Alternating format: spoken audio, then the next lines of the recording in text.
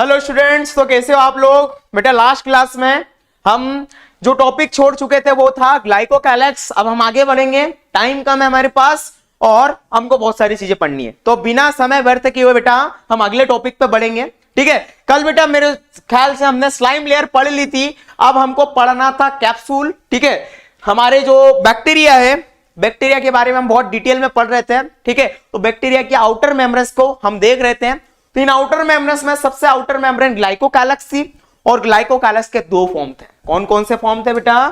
ठीक है, ग्लाइकोकैलेक्स के दो फॉर्म थे, एक थी स्लाइम लेयर, ठीक है, जिसमें मैंने बताया था आपको कि ये ऐसे बैक्टीरिया के अंदर प्रेजेंट होती है जो आपको बीमार नहीं करते, नॉन पैथोजेनिक बैक्टीरिया जो बीमार नहीं करते, उनके पास ये उपस्थित होती है। और साथ ही साथ ये आपको काय से बचाती है? ये आपको सूखेपन से बचाती है, यानी ड्राइनेस से बचाती है, क्योंकि ये ऑयली होती है और हमारे पानी की और हमारे तेल की कभी नहीं बनती, मैंने आपको बताया है। क्लियर है? तो ये हम पढ़ चुके थे बेटा, आगे बढ़ेंगे इसके। ठीक है, अब सेकंड टॉपिक जो हमारा है, टाइम कम है हमारे पास, सेकंड जो टॉपिक है कैप्सूल। ठीक है, ग्लाइकोकैलेक्स जो लेयर है, ग्लाइकोकैलेक्स दो फॉर्म में प्रेजेंट है, एक है स्लाइम लेयर और दूसरी होती है कैप्सूल। तो कैप्सूल आप सभी ने देखा है। अभी अगर हम देखें बैक्टीरिया को, ठीक है, बैक्टीरिया को हम देखें तो बैक्टीरिया बेटा कैसा दिखाई देता है? कैप्सूल जैसा दिखाई देता है। कैसा दिखाई देता है? कैप्सूल जैसा दिखाई देता है। एक सेकेंड, हाँ, ये रहा था हमारा बैक्टीरिया, और बैक्टीरिया को आप ध्यान से देखो तो ये बेटा एक कैप्सूल जैसा दिखाई दे रहा है आपको। कैसा दिखाई दे रहा है? ये बैक्टीरिया कैसा है? एक सेकंड,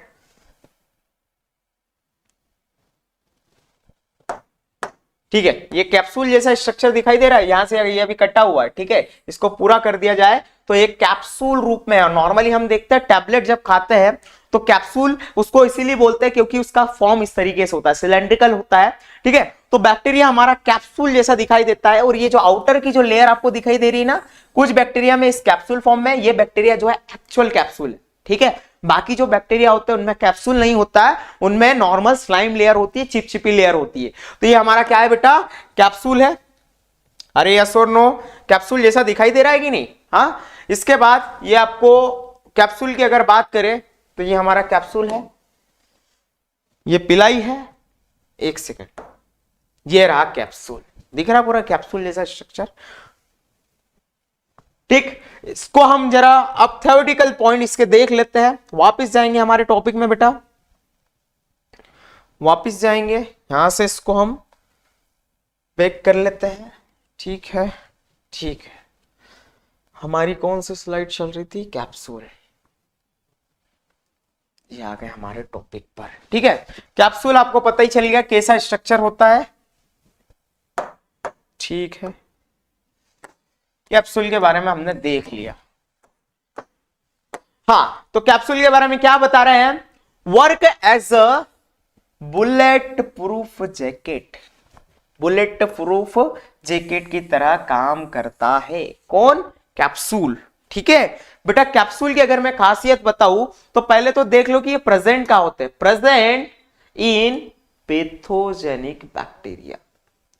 पैथोजेनिक बैक्टीरिया मैंने कल आपको बताया था, पैथोजेंस कौन से होते हैं? जो आपको बीमार करते हैं। ठीक है, जो आपको बीमार करते हैं वो पैथोजेनिक कहलाते हैं, मतलब रोगजनक। बेटा ये कैप्सूल उन बैक्टीरिया में प्रेजेंट होता है, ये कैप्सूल उन बैक्टीरिया में प्रेजेंट होता है जो आपको बीमार करने आते हैं या बीमार कर सकते हैं, रोगजनक। ठीक है, क्या होते हैं? पैथोजेनिक बैक्टीरिया के अंदर ये कैप्सूल प्रेजेंट होता है। और पैथोजेनिक बैक्टीरिया मतलब जो आपको बीमार कर सकते हैं, तो मतलब आपको जो टाइफाइड होती है या फिर आपको जो कॉलेरा होता है, जो डिसीज होती है, हमको बीमारियां होती है, वो इन बैक्टीरिया के कारण होती है। कौन से? जिनके पास कैप्सूल होता है। ठीक है, क्लियर है? तो भैया ये हमारा work as a bullet proof jacket काम करता है। प्रेजेंट कहां होता है? पैथोजेनिक बैक्टीरिया के अंदर प्रेजेंट होता है। कल स्लाइम लेयर में हमने देखा था कि स्लाइम लेयर जो होती है वो कहां पर प्रेजेंट होते हैं? ऐसे बैक्टीरिया जो बीमारी नहीं फैलाते। ठीक है, गैर रोगजनक या नॉन पैथोजेनिक बैक्टीरिया के अंदर हमारी स्लाइम लेयर प्रेजेंट होती है। ठीक है, अब हार्ड होती है बेटा ये कैप्सूल। कैप्सूल नॉर्मली हार्ड होता है, थिक होता है, मतलब बहुत ही ज्यादा कठोर होता है और मोटी होती है, ओबियस है। और किससे मिलकर बना होता है? पॉलीसैकेराइड से मिलकर बना होता है। अब पॉलीसैकेराइड क्या है सर? पॉलीसैकेराइड मेम्ब्रेन होती है। तो नॉर्मल से मैं बता दूं बेटा, जो ग्लूकोज होता है, ठीक है, जो ग्लूकोज होता है, साइड में देख लेते हैं, ग्लूकोज जो होता है, ग्लूकोज आपको पता ही है क्या है, कार्बोहाइड्रेट की कैटेगरी है। कई सारे ग्लूकोज मिलकर बेटा एक लंबी चेन बनाते हैं, कई सारे ग्लूकोज मिलकर एक लंबी चेन बनाते हैं। इस लंबी चेन को बेटा हम क्या बोलते हैं, पहले बोलते हैं मोनोसेक्राइड। मतलब एक सिंगल अगर ग्लूकोज की बात करूं तो बेटा मोनोसेक्राइड, या दो ग्लूकोज आपस में ज्वाइन हो जाए तो क्या कहलाते हैं, डाइसेक्राइड। और यहीं पर तीन अगर जुड़ जाते हैं इसको हम बोलते हैं ट्राइसेक्राइड। और जब कई सारे इस तरीके से ग्लूकोज, कई सारे ग्लूकोज एक साथ इकट्ठा होते हैं तो एक पोली, मतलब कई सारे ग्लूकोज मिलकर एक बड़ी चेन, लाखों की चेन बनाते हैं जिसको हम बोलते हैं पॉलीसेक्राइड। और एक सिंगल सेक्राइड मतलब बेटा एक सिंगल ग्लूकोज। सेक्राइड बेटा दूसरा नाम होता है ग्लूकोज का। और जब ये कई सारे सेक्राइड हो जाते हैं तो हम उसको बोलते हैं पॉलीसेक्राइड। ठीक है, तो पॉलीसेक्राइड आपको समझ में आया। पॉलीसेक्राइड मेम्ब्रेन होती है जो काफी कठोर होती है और ठीक होती है, मोटी होती है। क्लियर है, काफी कठोर और ठीक मेम्ब्रेन होती है और इससे मिलकर बना होता है हमारा कैप्सूल। और एक कैप्सूल कैसे बैक्टीरिया के अंदर प्रेजेंट होता है, कैप्सूल ऐसे बैक्टीरिया के अंदर प्रेजेंट होता है जहां पर क्या होता है, ऐसे बैक्टीरिया जो पैथोजेनिक होते हैं, जो हमको बीमार कर सकता है। क्लियर है बेटा, तो कैप्सूल के बारे में हमने जान लिया। ग्लाइकोकैलेक्स के दो फॉर्म है, एक था स्लाइम लेयर और दूसरा था कैप्सूल। कैप्सूल एक्चुअली क्या पता है इसको, work as a bullet proof jacket. इसको हम ध्यान दे लेते हैं बेटा, कैसे काम करता है, बुलेट प्रूफ जैकेट जैसा काम करता है। अब बुलेट प्रूफ जैकेट मैंने आपको लास्ट क्लास में बताया था कि जनरली बुलेट प्रूफ जैकेट हमको बुलेट से बचाता है, लेकिन ये बैक्टीरिया क्योंकि बीमारी फैलाते हैं और जब हमारे जैसे ऑर्गेनिज्म, हम ह्यूमंस की बात करें, हमारे पास जब बैक्टीरिया हमको बीमार करने आता है, ठीक है, करने आता है, हम उसके लिए होस्ट होते हैं। क्या होते हैं, इसके लिए मेजबान होते हैं, होस्ट होते हैं जिसका वो शिकार करने आया है। ठीक है, तो हम क्या है, शिकार है और वो शिकारी है उस समय। ठीक है, तो हमारी बॉडी भी कम नहीं बेटा, हमारे पास भी हमारा प्रतिरोधक क्षमता वाला सिस्टम होता है। प्रतिरोधक सिस्टम है, एक तंत्र है, इम्यून सिस्टम जिसको बोलते हैं। और हमारा इम्यून सिस्टम अगर हमारा मजबूत रहेगा तो हम बीमारियों से खुद ही लड़ सकते हैं। ठीक है, तो हमारा इम्यून सिस्टम हमारे व्हाइट ब्लड सेल से मिलकर बना होता है, WBC, व्हाइट ब्लड सेल, श्वेत रक्त कणिकाएं, जो हमको क्या करती है, हमारी बॉडी में कोई भी बीमारी फैलाने वाला अगर जीव जंतु आता है, कोई भी ऐसा जीवधारी जो पैथोजन होता है, जो हमको बीमार करने आता है, चाहे वो बैक्टीरिया हो, वायरस हो, प्लाज्मोडियम हो, कवक हो या बॉम्ब्स हो, इनको क्या करते हैं, इनसे लड़ने का काम हमारे सैनिक करते हैं, व्हाइट ब्लड सेल्स करते हैं। तो भैया ये बैक्टीरिया जब हमारे शरीर में घुसता है, हमको बीमारी फैलाने आता है, हमारे व्हाइट ब्लड सेल्स से लड़ते हैं। ठीक है, तो हमारे व्हाइट ब्लड सेल जो भी इन पर हमला करते हैं, इनको मारने की कोशिश करते हैं, तो तब ये कैप्सूल इन बैक्टीरिया को as a bullet proof jacket जैसे काम करता है। ये कैप्सूल इतना हार्ड होता है, इतना कठोर होता है कि हमारा जो इम्यून सिस्टम इनके अगेंस्ट लड़ रहा है, इनसे जो फाइट कर रहा है, उसका असर इन पे नहीं होने देता है। ये काम होता है कैप्सूल का। तो क्लियर है बेटा, लिख लो, पॉइंट्स स्क्रीनशॉट ले लो, यार नोट कर लो, नोट्स बहुत जरूरी है क्योंकि बेटा ये आपको नीट जैसी बड़ी कॉम्पिटिटिव एग्जाम में भी मदद करने वाला है। ठीक है, आगे बढ़ते हैं।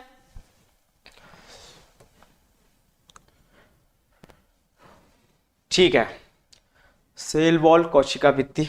बेटा पहली लेयर हम पढ़ चुके हैं, पहली लेयर के बारे में हमने काफी जान लिया है। अरे यस और नो, अरे मुंह से भी कुछ बोलो, नहीं बोल पाओगे। ठीक है, आगे बढ़ते हैं।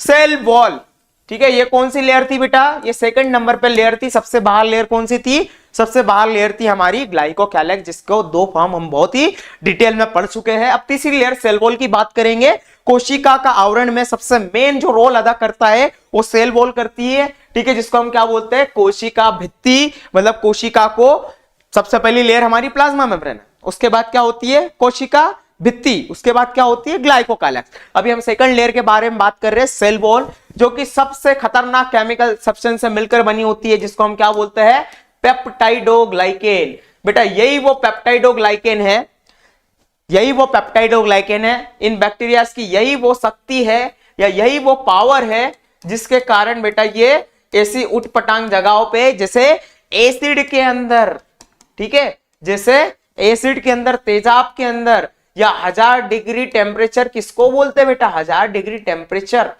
किसको बोलते हैं, 1000 डिग्री माइनस टेम्परेचर किसको बोलते हैं, बर्फ। ठीक है, दलदल किसको बोलते हैं बेटा। ठीक है, ऐसी उटपटांग जगह पे या फिर गोबर के अंदर मिथेनोजेंस, ठीक है, या रेगिस्तान के अंदर, डेजर्ट के अंदर, ठीक है। ऐसी हॉट स्प्रिंग होती है, गर्म वाली जो जगह होती है वहां पर ये प्रेजेंट होता है बस इस पेप्टाइडोग्लाइकेन के कारण। और ये पेप्टाइडोग्लाइकेन ही इनकी पावरफुल चीज है जिसके कारण ये अपने आप को डिफेंस कर पाते हैं या ऐसी उल्टी सीधी जगहों के प्रभाव से अपने आप को साइड में रखते हैं, ठीक है। हम बोलते हैं ना कि बैक्टीरिया जस्ट अमर होते हैं। पहले तो मैंने आपको फर्स्ट क्लास में बताया था कि बैक्टीरिया अमर कैसे होते हैं। इनके पास बॉडी का एक भी ऐसा हिस्सा नहीं छूटता कि जिसको मरने के लिए छोड़ा जाए। इनकी बॉडी दो पार्ट में डिवाइड हो जाती है, एक पार्ट से दूसरा एक छोटा बच्चा बन जाता है और एक पार्ट से इनका दूसरा छोटा बच्चा बन जाता है। ऐसा बॉडी का कोई पार्ट बचता ही नहीं है जो मरने के लिए छोड़ा जाए। तो मरेंगे कहां से, मरते ही नहीं है। इनका लाइफ स्पेन में देखा जाए तो 1 से 20 मिनट तक तो ये जीवित रहते हैं। 1 से 20 मिनट के अंदर तो इन्होंने सब कर लिया, पैदा भी हो गए, ठीक है, स्कूल भी पढ़ लिए, इसके बाद इन्होंने जवानी भी देख ली और बुढ़ापे में होके मर भी गए 1 से 20 मिनट के अंदर। 1 मिनट से 20 मिनट के अंदर इनका पूरा जीवन खत्म, ठीक है। तो बेटा ये है हमारे बैक्टीरिया, बड़े खतरनाक है, बड़े इंटरेस्टिंग है। तो इनकी पूरी जीवन कुंडली को आज हम डिस्कस कर रहे हैं, ठीक है।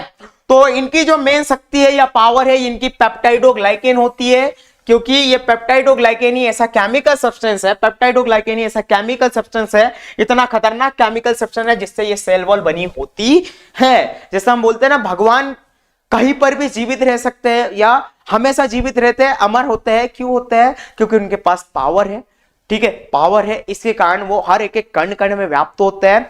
ओमनी प्रेजेंस कहलाते हैं बेटा, ओमनी प्रेजेंट कहलाते हैं। ओमनी प्रेजेंट मतलब जो सभी जगह उपस्थित हो। बैक्टीरिया भी सभी जगह उपस्थित है। मैंने आपको बताया इन्होंने मिट्टी के अंदर भी प्रेजेंट होता है, ये पानी के अंदर, जल के अंदर, वाटर के अंदर भी प्रेजेंट होता है, ये एयर के अंदर भी प्रेजेंट होता है। और अगर मैं बात करूं कैसे प्रेजेंट होते हैं, आप कभी बेटा जमीन में से एक मुट्ठी भर भी मिट्टी अगर उठाते हैं तो उसमें हजारों बैक्टीरिया प्रेजेंट है। पानी के अंदर अभी आपने देखा होगा कि हम गंदा पानी पीने से, हमको कंटामिनेटेड वाटर पीने से क्या होता है, हमको बीमारियां होती है। टाइफाइड भी उसका एग्जांपल है, गंदा अगर पानी हो तो, ठीक है। इसके अलावा एयर, हवा, इसमें भी ये उपस्थित होता है। नॉर्मली आपको देखा होगा कि बैक्टीरिया कितने छोटे और कैसे होते हैं। तो बेटा आपके हाथ को मैग्नीफाइंग ग्लास से जो लाइफ बॉय का एडवर्टाइजमेंट दिखाते हैं या डेटॉल का एडवर्टाइजमें दिखाते हैं तो क्लियरली दिखाते हैं आपके उस फ्लोर के ऊपर या आपके हाथों के ऊपर कितने सारे बैक्टीरिया है। तो बेटा होते हैं ये अनगिनत होते हैं, इनकी क्वांटिटी का कोई हम गिनती नहीं लगा सकते, अनगिनत है, ठीक है। इनको हम गिन ही नहीं सकते। हमारी बॉडी के अंदर भी कई बैक्टीरिया से बेटा, हमारी बॉडी के ऊपर भी कई बैक्टीरिया, ठीक है, लेकिन हमारी बॉडी के पास भी इम्यून सिस्टम है जो इनसे कंटिन्यू लड़ते रहता है। नहीं तो रोज हमको बीमार हो और हम रोज बीमार पड़ जाए, ठीक है। ये हमारा शरीर लड़ रहा है इनसे, ठीक है। तो बेटा इनके पास जो पावर है वो शक्ति क्या है, इनके पावर ये पेप्टाइडोग्लाइकेन है जो बहुत ही खतरनाक केमिकल सब्सटेंस से मिलकर बनी होती है, जिसको बोलते हैं हम क्या, इसको बोलते हैं हम नाग और नाम, ठीक है भैया। हमारी जो पेप्टाइडोग्लाइकेन जो आपको दिखाई दे रही है, पेप्टाइडोग्लाइकेन जनरली काय से मिलकर बनी होती है, अमाइनो शुगर से। और अमाइनो शुगर कौन कौन सी है बेटा, ये अमाइनो शुगर है एन-एसिटाइल ग्लूकोज अमाइन और एन-एसिटाइल म्यूरेमिक एसिड, ठीक है बेटा। इनको हम शॉर्ट फॉर्म में जानते हैं नाग और नाम, ठीक है। नाग बोले तो एन-एसिटाइल ग्लूकोज अमाइन और एन-एसिटाइल म्यूरेमिक एसिड। बेटा यही वो केमिकल सब्सटेंस है जिससे हमारी पेप्टाइडोग्लाइकेन मिलकर बनी होती है। बेटा बहुत ही कॉम्प्लेक्स होते हैं, बहुत ही जटिल होते हैं और इनको तोड़ पाना बहुत ही खतरनाक काम है, बड़ा ही मुश्किल सा भरा काम है। लेकिन बेटा इनको भी तोड़ने के लिए, यहां पर इनको भी तोड़ने के लिए हमारे पास एंटीबायोटिक्स होती है। क्या होती है? एंटीबायोटिक्स होती है। एंटीबायोटिक्स क्या होती है? बायोटिक्स मतलब बैक्टीरिया, और बैक्टीरिया के अगेंस्ट जो काम करने वाली होती है, ठीक है। बैक्टीरिया के अगेंस्ट जो काम करने वाली चीज होती है इसको बोलते हैं एंटीबायोटिक्स, जो मेडिसिन हम खाते हैं। और सबसे पहली नेचुरल जो एंटीबायोटिक हमको मिली थी उसका नाम आप सभी को पता होना चाहिए। उसका नाम होता है पेनिसिलिन, जो कि एक कवक है, एक फंगस है। ये सबसे पहले सेकंड वर्ल्ड वॉर में अलेक्जेंडर फ्लेमिंग को मिली थी, जिससे उन्होंने जो घायल हुए थे उस वॉर के अंदर, सेकंड वर्ल्ड वॉर में जो सैनिक घायल हुए थे उनके घाव में जो बैक्टीरियल इन्फेक्शन हो गया था उसको क्योर करने में, उसको सुधारने में ये पेनिसिलिन ने मदद किया था। तो पेप्टाइडोग्लाइकेन को भी कोई तोड़ सकता है तो वो है पेनिसिलिन या फंगस पेनिसिलिन, ठीक है। तो बेटा हर चीज का इलाज है। आज तो हमारी नेचुरली मतलब हमको नेचुरल तरीके से पेनिसिलिन मिली थी, लेकिन आजकल कई सारी आर्टिफिशियल क्या होती है एंटीबायोटिक्स हम बना चुके हैं, जिससे हम कई सारी बीमारियों का इलाज करते हैं, कई सारी बैक्टीरियल बीमारी का इलाज करते हैं। ठीक है, क्लियर है बेटा। तो ये बेटा पेप्टाइडोग्लाइकेन ही है, ठीक है, इसको नॉर्मली नहीं तोड़ पाता, ये इनका रेजिस्टिव सिस्टम बड़ा ही गजब है, डिफेंस सिस्टम बड़ा ही गजब है, जिसके कारण इन बैक्टीरिया को हम नॉर्मली ऐसी ऐसी कंडीशन में प्रेजेंट या उपस्थित देखते हैं जहां पर हम सोच भी नहीं सकते, जबकि बैक्टीरिया कहां और हम कहां, हमारे पास टेक्नोलॉजी आज इतनी है, हम सब चीज कर सकते हैं, ठीक है, लेकिन बैक्टीरिया के पास ये पावर है जिसके कारण वो ऐसी ऐसी जगह में रहती है, ठीक है। पहले तो बहुत छोटा होता है भैया, एक यूकेरियोटिक सेल के कंपैरिजन में इनका साइज कितना छोटा होता है, ठीक है, क्लियर है। तो ये हमारी सेल वॉल थी। अब हम तीसरी चीज के बारे में डिस्कस करेंगे बेटा, वो है हमारी प्लाज्मा मेम्ब्रेन, कोशिका द्रव्य झिल्ली, बोले तो कोशिका झिल्ली भी बोल सकते हैं, सेल मेम्ब्रेन भी बोलते हैं इसको, ठीक है, प्लाज्मा लेम्मा भी बोलते हैं। तो आ जाते हैं फिर से हमारे अगली स्लाइड पर बेटा, ठीक है, अगली स्लाइड हमारी ये रही, ठीक है, प्लाज्मा मेम्ब्रेन। अभी मैंने आपको डायग्राम में दिखा दिया इनको, ठीक है। प्लाज्मा मेम्ब्रेन की बात करते हैं, कोशिका झिल्ली भी बोलते हैं इसको और कोशिका द्रव्य झिल्ली भी बोलते हैं, क्योंकि कोशिका के अंदर जो द्रव्य है उसको क्या करती है, ये समेट कर रखती है, ठीक है, क्लियर है, इसको क्या करती है, समेट के रखती है, उसको कवर करके रखती है।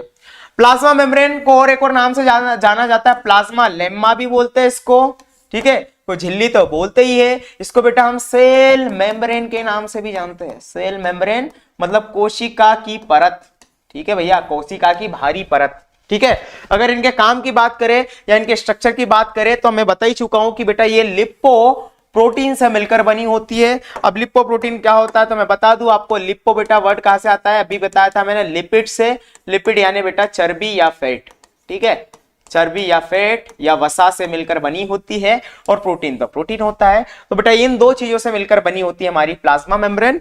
प्लाज्मा मेम्ब्रेन चाहे पादप हो, चाहे बैक्टीरिया हो, चाहे कोई सा भी ऑर्गेनिज्म बेटा, प्लाज्मा मेम्ब्रेन तो यही इन्हीं चीजों से मिलकर बनी होती है, लिपिड्स मतलब फैट और प्रोटीन से मिलकर बनी होती है। अभी हम देखेंगे डिटेल में, जब प्लाज्मा मेम्ब्रेन को पढ़ेंगे तो हम देखेंगे इसमें भी फोस्फोलिपिड से मिलकर बनी होती है ये मेम्ब्रेन। फोस्फोलिपिड्स क्या होती है, मतलब फॉस्फेट के मॉलिक्यूल्स उसमें प्रेजेंट होता है, क्लियर है। इसके बाद इसकी खासियत बताइए प्लाज्मा मेम्ब्रेन की कि बेटा ये क्या होती है, सिलेक्टिवली परमिएबल होती है। अब सिलेक्टिवली परमिएबल क्या होता है बेटा, सिलेक्टिवली परमिएबल मतलब ये सिलेक्ट करेगी, इसकी मर्जी होगी तो ये किसी चीज को इस सेल के अंदर जाने देगी, चाहे ऑक्सीजन हो, या इसकी मर्जी होगी तो इस CO2 को बाहर जाने देगी, इसकी मर्जी के बिना कोई काम नहीं होगा। मान लो भाई हमारे सेल को पानी की बहुत जरूरत है, ठीक है, और बाहर भी पानी बहुत कम है, तो भले इस कम पानी को ये अंदर ले लेगी लेकिन अंदर के पानी को बाहर नहीं जाने देगी, ठीक है। तो बेटा इसकी मर्जी के बिना कोई भी चीज आती है या जाती है, क्योंकि लेना देना तो चलता है, ये जीवन का संसार का नियम है।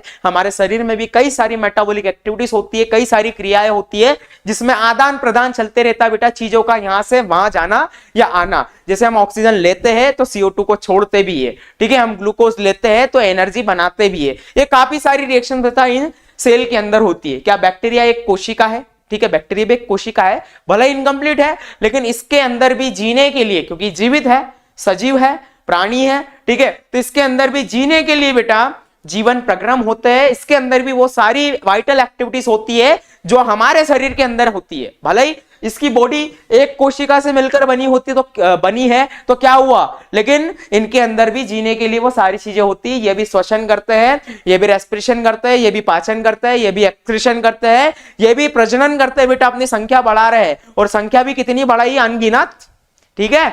तो ये है बेटा हमारे बैक्टीरिया, इनकी भी प्लाज्मा मेम्ब्रेन होती है, क्लियर बेटा। अब थोड़ा आगे बढ़ेंगे बेटा, बैक्टीरिया में एक चीज आपको बतानी है यहां पर कि हमारे जो बैक्टीरिया मैंने आपको तो बता ही दिए, ठीक है, ये जो बैक्टीरिया था, ठीक है, ये इसकी सेल वॉल हो गई मान लो, ठीक है। अगर मैं बात करूं, सेल वॉल हो गई, ये इसकी बाहर की जो मेम्ब्रेन थी, हमने ग्लाइकोकैलक्स की बात कर ली, ये ग्लाइकोकैलक्स थी, यस और नो, ठीक है, ग्लाइकोकैलक्स बाहर की मेम्ब्रेन थी जो कैप्सूल या स्लाइम लेयर के फॉर्म में प्रेजेंट है, मान लिया, ठीक है। सर अभी हम प्लाज्मा मेम्ब्रेन की बात करें तो प्लाज्मा मेम्ब्रेन भी देख लेते हैं बेटा। ये प्लाज्मा मेम्ब्रेन होती है, ठीक है, प्लाज्मा मेम्ब्रेन 2-3 फॉर्म में प्रेजेंट होती है। प्लाज्मा मेम्ब्रेन तो है ही, मैंने बता दिया, लिपोप्रोटीन से मिलकर बनी होती है, लेकिन ये प्लाज्मा मेम्ब्रेन ही बेटा अपने कुछ फोल्ड्स बनाती है, अपने कुछ फोल्ड्स बनाती है, जिसको हम क्या बोलते हैं, इन फोल्ड्स को हम बोलते हैं बेटा, क्या बोलते हैं, इनको बोलते हैं हम मीजोसोम्स। क्या बोलते हैं, मीजोसोम्स, लिख लो बेटा, बड़ा ही इंपॉर्टेंट है इस बैक्टीरिया के अंदर, बड़े ही इंपॉर्टेंट चीज है। ठीक है, अगर मैं बात करूं बेटा मीजोसोम की, तो बेटा ये 3 स्ट्रक्चर के अंदर यहां पर प्रेजेंट होता है। पहला जो आपको स्ट्रक्चर दिख रहा है इसको हम बोलते हैं बेटा लेमला, लेमली भी बोलते हैं। ये क्या होती है, फोल्ड्स होता है उल्टे सीधे। ठीक है, एक होती है बेटा ट्यूबुल या नलिका, नलिका के फॉर्म में, इसको हम ट्यूब्यूल के फॉर्म से भी जानते हैं। ठीक है, और ये दूसरा हो गया। और तीसरा क्या होता है बेटा, ये तीसरा आपको दिखाई दे रहा होगा, तीसरा जो होता है ये है बेटा वेसाइकल या वृत्त। ठीक है, वृत्ताकार होता है। ठीक है, वृत्ताकार फॉर्म में ये फोल्ड्स होता है। ठीक है, किसके, इस बेटा प्लाज्मा मेम्ब्रेन के। ये प्लाज्मा मेम्ब्रेन जो है आपको दिखाई दे रही है, यस और नो, ये प्लाज्मा मेम्ब्रेन है। इसमें ये जो आपको नए नए चीजें दिखाई दे रही है, ठीक है, ये फोल्ड जो दिखाई दे रहे हैं, चाहे वो लैमेला के फॉर्म में हो, चाहे वो ट्यूब्यूल के फॉर्म में एक ट्यूब के फॉर्म में हो, चाहे वो एक सर्कुलर मतलब एक वृत्त के फॉर्म में हो, ये क्या होते हैं बेटा, ये मीजोसोम कहलाते हैं। नॉर्मली अगर मैं बात करूं बेटा एक बैक्टीरिया और एक जंतु कोशिका में क्या अंतर होता है, यूकेरियोटिक और प्रोकैरियोटिक में हम डिफरेंस देखते हैं। तो बेटा हम क्या देखते हैं कि बेटा यूकेरियोटिक जो सेल होता है, जंतु हो या पादप हो, उनके शरीर में बेटा उनकी कोशिकाओं के अंदर वो सारे ऑर्गेनल्स, उस कोशिका के अंग, सारे कोशिकांग प्रेजेंट होते हैं जो अलग अलग एक्टिविटीज करते हैं। लेकिन बैक्टीरिया के पास बेटा ऐसा इनके जेनेटिक मटेरियल के अलावा सिर्फ एकमात्र राइबोसोम्स इनकी बॉडी के अंदर होते हैं। ठीक है, राइबोसोम्स इनकी बॉडी के अंदर होते हैं। और इनका जेनेटिक मटेरियल कैसा होता है, जेनेटिक मटेरियल आपको पता ही है, जेनेटिक मटेरियल क्या होता है, डबल स्ट्रैंडेड, इस तरीके से सेंटर में या इस लिक्विड के अंदर, साइटोप्लाज्म के अंदर double stranded nuclear genetic material इस तरीके से प्रेजेंट होता है। अरे यस और नो, डबल स्ट्रैंडेड सर्कुलर गोलाकार डीएनए होता है, जिसको हम क्या बोलते हैं, इस डीएनए को हम क्या बोलते हैं, बोलते हैं हम न्यूक्लियोइड, न्यूक्लियोइड। ठीक है, न्यूक्लियोइड लिख लो बेटा, इंपॉर्टेंट है। ये जो जेनेटिक मटेरियल है, इसके अलावा यहां पर सिर्फ राइबोसोम प्रेजेंट होता है और कुछ भोजन पदार्थ स्टोर करने वाली चीजें, राइबोसोम वगैरह, ये सारी चीजें। ये एक बैक्टीरिया का स्ट्रक्चर है। इसके पास पूंछ होती है जिसको हम बोलते हैं फ्लैजिला। इसके बाद फिम्ब्रीज होती है।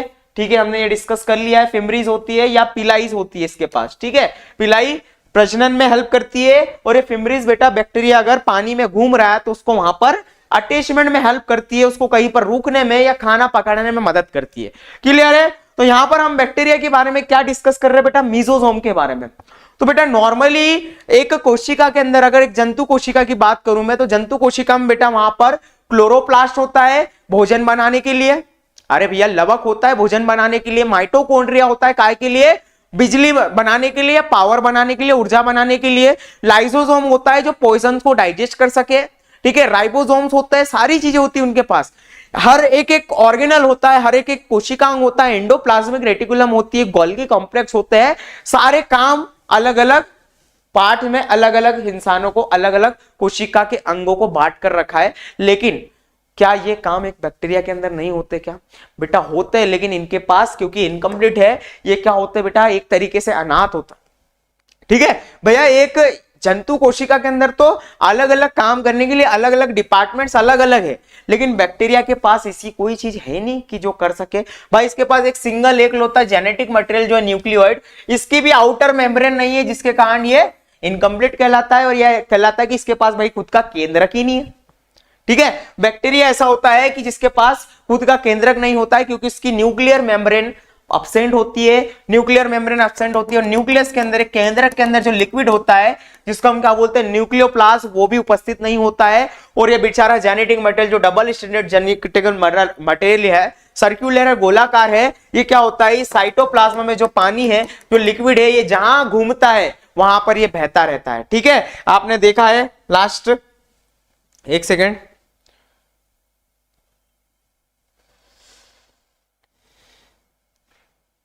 ठीक है, ये जहां पर भी बहता है वहां चले जाता है। क्लियर है आपको? क्लियर है? एक सेकंड, बैक्टीरिया में हम काय की बात कर रहे हैं, जेनेटिक मटेरियल की। ठीक है, ये हमारा जेनेटिक मटेरियल है, सर्कुलर डीएनए कहलाता है। क्या कहलाता है बेटा? Circular DNA. ये दिख रहा है आपको सर्कुलर डीएनए उल्टा सीधा, ठीक है। इनमें राइबोसोम्स प्रेजेंट होते हैं, सारी चीजें प्रेजेंट होती है। लेकिन यहीं पर बेटा एक चीज और होती है, प्लाज्मा मेम्ब्रेन के फोल्ड्स भी प्रेजेंट होते हैं। क्या प्रेजेंट होते हैं? प्लाज्मा मेम्ब्रेन के फोल्ड्स प्रेजेंट होते हैं, जिनको हम क्या बोलते हैं? मीसोसोम, ठीक है। मीसोसोम प्रेजेंट होते हैं, देख लेते हैं इनको भी, ठीक है। आपको ये चौथे नंबर पे बेटा ये प्लाज्मा मेम्ब्रेन दिखाई दे रही है, यस और नो? येलो कलर में ये लेयर दिखाई दे रही है, ये येलो कलर की लेयर है बेटा, इसको हम क्या बोलते हैं? Plasma membrane. ये आपकी प्लाज्मा मेम्ब्रेन है। क्या है? प्लाज्मा मेम्ब्रेन, ठीक है। येलो कलर में आपको दिखाई दे रही है,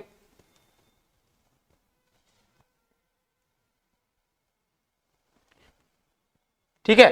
और इस प्लाज्मा मेम्ब्रेन के अंदर ये सारा कंटेंट होता है, यस और नो?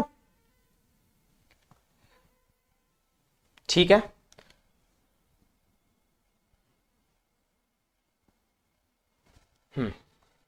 इसी प्लाज्मा मेम्ब्रेन में बेटा सारा कंटेंट हमारा प्रेजेंट होता है। इस लिक्विड के अंदर हमारा चाहे जेनेटिक मटेरियल हो, चाहे बेटा राइबोसोम्स की बात हो, और सेल वॉल और बाकी की मेम्ब्रेन्स के बारे में तो हम डिस्कस कर ही चुके हैं। क्योंकि बेटा अभी हम काय के बारे में डिस्कस कर रहे हैं? मेसोसोम्स की बात कर रहे हैं। तो यही वो प्लाज्मा मेम्ब्रेन होती है बेटा, जो अपने अंदर क्या कर लेती है? कुछ प्रकार के फोल्ड्स बना लेती है, जिनको हम क्या बोलते हैं? मेसोसोम्स कहते हैं, ठीक है। मेसोसोम्स कहते हैं, यस और नो? वापिस से बैक हो जाते हैं बेटा।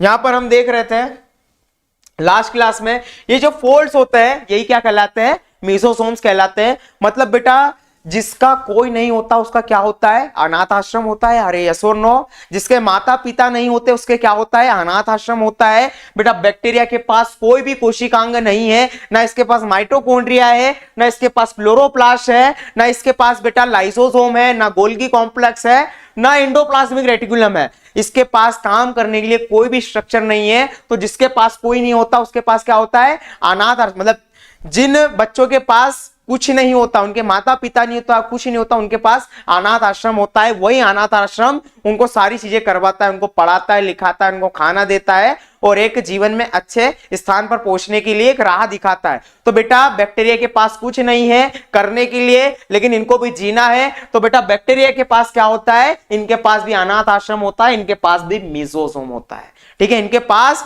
बेटा रेस्पिरेशन करने के लिए माइटोकॉन्ड्रिया नहीं है, इनके पास भोजन बनाने के लिए बेटा क्लोरोप्लास्ट नहीं है, तो इनके पास क्या होता है? मेसोसोम होता है। अब इनको प्रजनन करना हो, इनको खाना खाना हो, या इनको एंजाइमेटिक एक्टिविटी करना हो, या कोई भी काम करना हो, ये मेसोसोम करते हैं, और ये मेसोसोम इनको करवाते हैं। ये तीन फॉर्म में प्रेजेंट होते हैं, मैंने आपको बता ही दिया है। लेमेला के फॉर्म में, एक नलिका के फॉर्म में, और तीसरा बेटा वृत्ताकार वेसिकल के फॉर्म में प्रेजेंट होता है। तो आ जाते हैं बेटा डिटेल में देख लेते हैं मेसोसोम को। यहां से देख होते हैं, ठीक है। तो हम आ जाते हैं मेसोसोम पे। हाँ, तो मेसोसोम क्या कहलाता है बेटा? मेसोसोम एक प्रकार का अनाथ आश्रम कहलाता है, कि जिसका कोई नहीं उसका अनाथ आश्रम होता है। बैक्टीरिया के पास कोई कोशिकांग नहीं है जो उसकी कई प्रकार की जीवन प्रक्रम की प्रोसेसेस कर सके, तो उसके पास क्या प्रेजेंट है? मेसोसोम प्रेजेंट है। और मेसोसोम तीन फॉर्म में प्रेजेंट है बेटा। फर्स्ट लेमेला, दूसरा ट्यूब्यूल, और तीसरा वाहिका मतलब वृत्ताकार, ठीक है।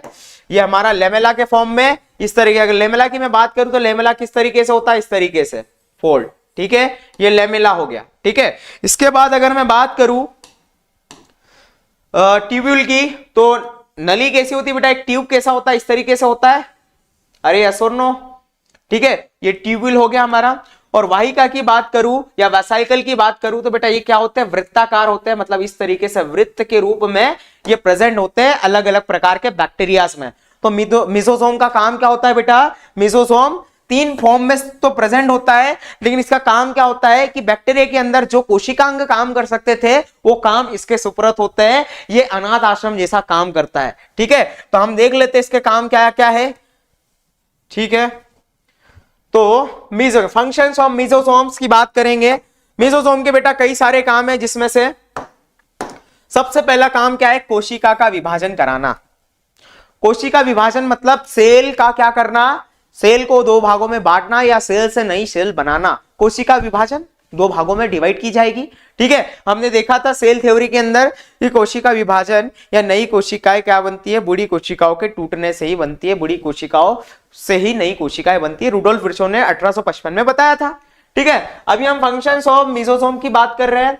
ठीक है, मेसोसोम बड़ा ही इंपॉर्टेंट स्ट्रक्चर होता है बैक्टीरिया में, अगर ये नहीं होता तो बैक्टीरिया किसी काम का नहीं होता। ठीक है, मेसोसोम के कार्य, सबसे पहला जो कार्य बेटा वो है सेल डिवीजन का, कोशिका को विभाजन कराना, एक से नई कोशिकाएं बनाना। ठीक है, ये काम भी कौन करता है, मेसोसोम करता है, क्योंकि इनके पास कोई सेंट्रियोल नहीं प्रेजेंट होता है, कोई तारक काय केंद्रिका नहीं प्रेजेंट होती है। जिस तरह एक यूकेरियोटिक कोशिका में सेंट्रियोल प्रेजेंट होता है, ये क्या करता है, उनके सेल डिवीजन में कोशिका विभाजन में मदद कराता है, लेकिन इसके पास तो नहीं है, इसलिए मेसोसोम ही ये काम भी कर लेता है। चलो मैं ही कर लेता हूं। ठीक है, इसके बाद बेटा दूसरा काम क्या है इसका, डीएनए रेप्लिकेशन। अब कोशिका विभाजन करा रहे बेटा, तो नॉर्मली एक सेल को बनाना है आपको, तो पहले हमको है ना उसका जेनेटिक मटेरियल कॉपी करवाना पड़ता है। ठीक है, ये जेनेटिक मटेरियल क्या कराना पड़ता है, कॉपी कराना पड़ता है। ठीक है, इस प्रोसेस को हम क्या बोलते हैं, रेप्लिकेशन या कॉपी कराना। ठीक है, तो पहले डीएनए रेप्लिकेशन की जो प्रोसेस है भाई, कोशिका विभाजन तभी होगा जब उसका डीएनए रेप्लिकेशन होगा। तो डीएनए रेप्लिकेशन या डीएनए को कॉपी कराने का काम कौन करता है, यही मेसोसोम करता है। ठीक है, क्लियर है। इसके अलावा तीसरा पॉइंट बेटा, distribution of DNA in daughter cells, संतति कोशिकाओं में डीएनए का वितरण। ठीक है, मतलब जो संतान है। अब भैया इस बैक्टीरिया ने, मान लो ये बैक्टीरिया एक, अरे यस और नो, यहां पर जेनेटिक मटेरियल क्या हो गया है, जेनेटिक मटेरियल क्या हो चुका है बेटा, डिस्ट्रीब्यूट कराना है हमको अभी। तो जेनेटिक मटेरियल रेप्लिकेशन हो गया है, दो अलग अलग प्रकार के यहां पर क्या बन चुके हैं, डीएनए बन चुके हैं। ठीक है, ये भी डीएनए बन गया है। अब क्या होगा, ये दो पार्ट में डिवाइड होगा। तो ठीक है, अब जो डॉटर सेल्स यहां पर बनने वाले, ये एक बैक्टीरिया जो बना, ये दूसरा बैक्टीरिया जो बना, इनके अंदर जो जेनेटिक मटेरियल, एक हिस्सा इसके अंदर डालना है, एक हिस्सा इसके अंदर डालना है। तो ये एक हिस्सा इसमें डालने का और एक हिस्सा इसमें डालने का काम, डिस्ट्रीब्यूशन का या वितरण का काम किसका होता है, इस मेसोसोम का होता है। तो भैया संतति कोशिका मतलब बच्चों के अंदर इस जेनेटिक मटेरियल को क्या कराना, एक समान रूप से इनको वितरण कराना या इनमें बांटने का काम जो होता है किसका होता है, मेसोसोम का होता है। ठीक है, ये 3 पॉइंट समझ में आ गए बेटा। इसके बाद बेटा जो चौथा पॉइंट है वो कौन सा है, चौथा पॉइंट है एंजाइमेटिक एक्टिविटीज, एंजाइमेटिक गतिविधि। एंजाइमेटिक गतिविधि मतलब भैया कोई भी हजारों केमिकल रिएक्शन होती है, एक बैक्टीरिया के अंदर हजारों तो नहीं लेकिन काफी सारी केमिकल रिएक्शन होती है इनके अंदर भी, क्योंकि बेटा मेसोसोम के अंदर सेल डिवीजन भी हो रहा है, आरएनए भी बनता है, राइबोसोम प्रोटीन भी बनाते हैं, सारी जीवन के प्रक्रम में जो भी जरूरी चीजें होती है बैक्टीरिया के अंदर भी होती है। ठीक है, तो कोई भी रिएक्शन के अंदर बेटा एंजाइम्स का बड़ा रोल होता है। वो क्या करती है, उस रिएक्शन को या तो तेजी से बढ़ा देती है, या तो रोक देती है, या तो उसको खत्म कर देती है, या शुरुआत करवाती है। ये एंजाइम्स का काम होता है। ठीक है, तो बेटा एंजाइमेटिक एक्टिविटीज जो कि कोशिकांग करते थे, एक यूकेरियोटिक कोशिका के अंदर अलग अलग प्रकार के कोशिकांग कराते थे, यहां पर ये एंजाइमेटिक एक्टिविटी भी हमारा मेसोसोम करवाता है। क्लियर है। इसके बाद लास्ट पॉइंट बेटा, पांचवा पॉइंट बेटा, बैक्टीरिया के अंदर भी श्वसन होता है। मैं बता रहा हूं कि जीवन प्रक्रम, बैक्टीरिया भले ही एक छोटी कोशिका है तो क्या हुआ जो नहीं दिख रही, लेकिन ये भी करता है, ये रेस्पिरेशन का काम भी, श्वसन का काम भी कौन करता है, एनर्जी बनाने का काम भी कौन करता है, मेसोसोम कराता है। क्योंकि जिसका कोई नहीं होता उसका भगवान होता है, यहां पर मेसोसोम है। ठीक है, क्लियर है बेटा। एक सेकेंड, ठीक है बेटा, अगली स्लाइड पे पहुंचते हैं। मेसोसोम के काम देख लिए हमने। अब बात करेंगे हम बैक्टीरियल आउटग्रोथ की। तो बैक्टीरियल आउटग्रोथ में बेटा यहां पर पहले देख लीजिए बैक्टीरियल आउटग्रोथ कौन कौन सी है, देख लीजिए। सबसे पहली बेटा फ्लैजिला, दूसरी क्या है जिसको हम हिंदी में क्या बोलते हैं, कशाभिका, दूसरी क्या है फिम्बरे, और तीसरी क्या है, पिलाई। ठीक है, तो भैया तीनों पॉइंट बड़े इंपॉर्टेंट है। अब हम क्या बात कर रहे हैं, बैक्टीरियल आउटग्रोथ की। बैक्टीरियल आउटग्रोथ बोले तो बैक्टीरिया जो है, मान लो बैक्टीरिया है, ठीक है, ये बैक्टीरिया है, ठीक है, इसका फ्लैजिला या बैक्टीरिया ये पूरी बॉडी है। तो भैया इस बॉडी के बाहर के स्ट्रक्चर जो है हम उसके बारे में डिस्कस करेंगे। ठीक है, तो बैक्टीरिया के बाहर कौन कौन सी चीजें, पहले तो उसकी पूंछ सबसे लंबी, और ये पूंछी क्या होती है, उसका फ्लैजिला। ठीक है, इसके बाद उसमें जो ये बाल जैसे स्ट्रक्चर आपको दिखाई देते हैं, कंघियों के ऊपर जो फिंगर लाइक स्ट्रक्चर आपको दिखाई देते हैं, संरचना, ये उसकी क्या कहलाती है, फिम्बरी। ठीक है, और पिलाई क्या होता है बेटा, पिलाई छोटे छोटे इस तरीके के स्ट्रक्चर होते हैं जो बैक्टीरिया में प्रेजेंट होते हैं। इसको थोड़ा डिटेल में हम देख लेते हैं, ठीक है। तो आते हैं वापस से हमारे टॉपिक पर और डायग्राम पे, सॉरी एक सेकंड।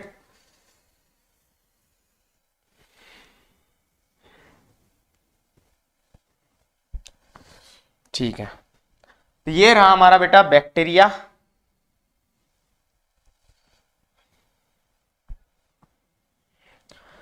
ठीक है,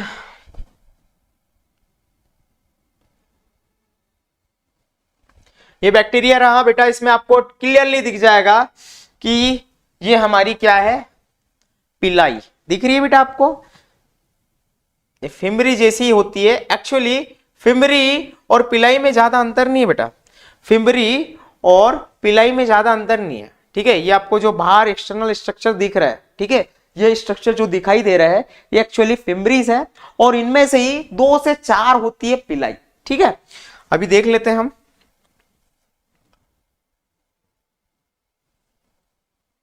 सबसे पहले बेटा बात करेंगे हम काय की, फ्लैजिला की, ठीक है। फ्लैजिला की मैं बात कर लेता हूं, ठीक है। ये आ गया फ्लैजिला आपका, दिख रहा है बेटा। ये लंबा जो सांप जैसा स्ट्रक्चर आपको दिखाई दे रहा है, ये क्या है, ये क्या है बेटा, ये होता है फ्लैजिला, ठीक है। एक्चुअली बेटा बैक्टीरिया भी एक जगह से दूसरी जगह जाते हैं, उनका भी स्थान परिवर्तन होता है या लोकोमोशन होता है। तो बेटा एक जगह से दूसरी जगह जाने के लिए बेटा ये काय का यूज करते हैं, फ्लैजिला का यूज करते हैं और फ्लैजिला की मदद से बेटा एक जगह से दूसरी जगह जा पाते हैं। जैसे सांप को आपने देखा है कैसे जाता है, उसी तरह फ्लैजिला का मूवमेंट होता है और ये क्या करता है, रोटेशन करता है, तब जाकर क्या होता है, ये एक जगह से दूसरी जगह जा पाते हैं। तो फ्लैजिला काय में हेल्प करते हैं, इनके लोकोमोशन में, एक जगह से दूसरी जगह जाने में, ठीक है। वहीं अगर मैं बात करूं बेटा फिमरिस की, किसकी बात करूं, फिमरिस की, एक सेकेंड। फ्लैजिला देख लिया हमने, ठीक है। अब फ्लैजिला के अलावा यहां पर ये जो आपको छोटे छोटे फिंगर जैसे, उंगली जैसे जो संरचनाएं दिखाई दे रही है, क्या कहलाती है बेटा, यही संरचनाएं क्या कहलाती है, फिमरी कहलाती है। या इसी में ही अगर एक दो जो क्वांटिटी होती है वो क्या कहलाती है, इसी में जो एक दो क्वांटिटी होती है वो क्या कहलाती है, पिलाई कहलाती है। पिलाई की एक्चुअली क्वांटिटी क्या होती है बेटा, कम होती है। क्या होती है, कम होती है। एक सेकंड, बैक्टीरिया है बड़ा खतरनाक है, क्योंकि आज हम इसकी जन्म कुंडली लेकर बैठे हैं तो उसको नीचे से ऊपर तक सभी जगह देखेंगे, ठीक है।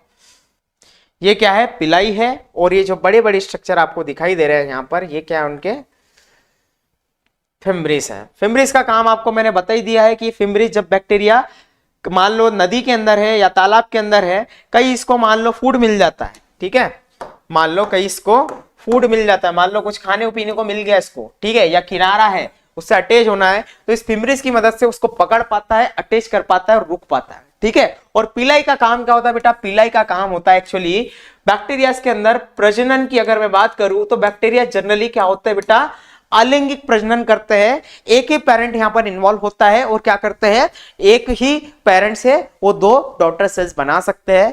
लेकिन बेटा ये बैक्टीरिया भी पार्शियली मतलब कुछ हद तक सेक्सुअल रिप्रोडक्शन यानी कि लैंगिक प्रजनन को भी करते हैं। किसकी मदद से करते हैं, पिलाई की मदद से करते हैं। अब कैसे करते हैं मैं आपको बताता हूं। नॉर्मली हमको क्या पता है कि लैंगिक प्रजनन और अलैंगिक प्रजनन जो होता है उसमें 2 चीज मायने रखती है कि लैंगिक प्रजनन जो होता है, ठीक है, लैंगिक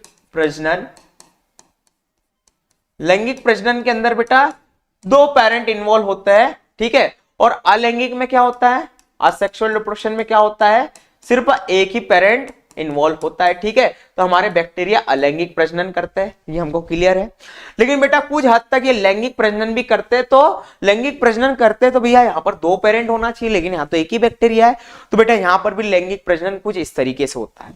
एक्चुअली होता क्या है कि बैक्टीरिया क्या करते हैं, एक बैक्टीरिया जो होता है, मान लो ये एक बैक्टीरिया है, इसकी पिलाई आपको दिख रही है, ये पिलाई है, यस और नो, ठीक है, ये पिलाई। तो हम 2 बैक्टीरिया बनाते हैं, मान लो ये बैक्टीरिया एक है, ठीक है, उसकी ये एक पिलाई है, ठीक है। दूसरा बैक्टीरिया क्या होता है बेटा, ये दूसरा बैक्टीरिया है, ठीक है, इसके पास भी पिलाई होती है अपनी अपनी, ठीक है, तो ये इसकी दूसरी पिलाई है। तो नॉर्मली क्या होता है इन बैक्टीरियाज में, नॉर्मली तो सिंगल ये अलैंगिक प्रजनन करते हैं, एक ही पेरेंट इन्वॉल्व होता है, एक ही इनके क्या होते हैं, माता पिता होते हैं, ठीक है। लेकिन लैंगिक प्रजनन में 2 की जरूरत होती है। तो एक्चुअली ये लैंगिक प्रजनन करते नहीं है, लेकिन दिखता है कि यहाँ पर 2 पेरेंट इन्वॉल्व हो रहे हैं। 2 बैक्टीरिया क्या करते हैं, इसकी एक पिलाई, इस बैक्टीरिया की एक पिलाई, ये ठीक है, ठीक है, और दूसरे बैक्टीरिया की दूसरी पिलाई, ठीक है, ये आपस में जुड़ते हैं। क्या करते हैं बेटा, आपस में जुड़ते हैं और बेटा 2 बैक्टीरिया के बीच में एक ब्रिज बना लेते हैं, एक ट्यूब बना लेते हैं, एक पाइप बना लेते हैं, ठीक है, एक पाइप बना लेते हैं। और इस बैक्टीरिया के अंदर बेटा जो जेनेटिक मटेरियल, इनका जेनेटिक मटेरियल जो होता है, ये इसको तोड़कर क्या करते हैं, एक बैक्टीरिया से दूसरे बैक्टीरिया में क्या करते हैं, इसको इस ट्यूब के माध्यम से, इस पाइप के माध्यम से, मतलब इस पिलाई के माध्यम से क्या करते हैं, पहुंचा देते हैं। तो जब यहां पर एक बैक्टीरिया और ये 2 बैक्टीरिया जब आपस में अपना जेनेटिक मटेरियल एक दूसरे में क्या करते हैं, डालते हैं, तो यहां पर क्या दिखता है, यहां पर दिखता है कि कुछ हद तक यहां पर लैंगिक प्रजनन हुआ है। यहां पर 2 अलग अलग पेरेंट दिख रहे हैं जो क्या कर रहे हैं, लैंगिक प्रजनन कर रहे हैं। तो बैक्टीरिया में भी पार्शियली कुछ हद तक क्या होता है, लैंगिक प्रजनन होता है। तो ये चीज में मदद करती है पिलाई। तो समझ में आ गया होगा बेटा आपको कि पिलाई का क्या काम है, ठीक है। तो हम फिर से वापस टॉपिक पर आते हैं। 3D आपने डायग्राम तो देख ही लिया है, ठीक है। पिलाई इस तरीके की होती है। अब इससे बैक होते हैं हम,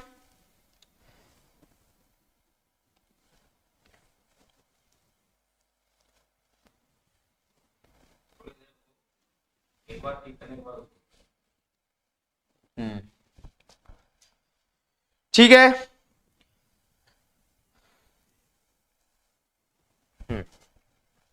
तो भैया फ्लैजिला,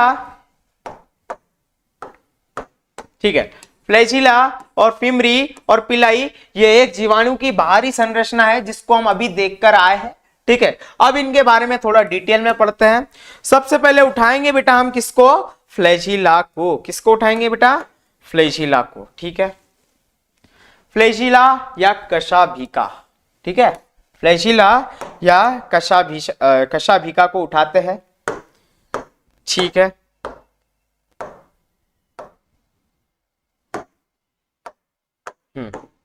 ठीक है, फ्लैजिला को अभी हम देख कर आए बेटा, क्या काय में मदद करती है, एक जगह से दूसरी जगह में जाने में मदद करती है। एक्चुअली क्या होती है, ये लंबी, ठीक है, और पतली,